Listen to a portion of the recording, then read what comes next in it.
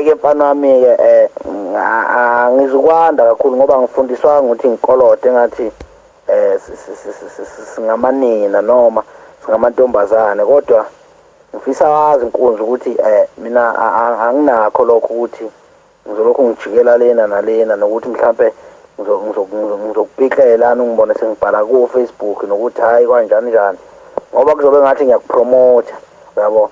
Kanti ulungu right nje ubhongoloze emgodini lapho emgodini yakonkandla, kodwa ke mfana uzwazi ukuthi noma sibonanaphi kompucuzeko noma yaphi, kodwa nje ukulindela ukuthi ngizofika phambi kwakho ngithi ayawa awungihlebele nje, ungabisasho ukuthi yesh, ungihlebele nje ukuthi ungisholela amagama uhlezi washo ndoda.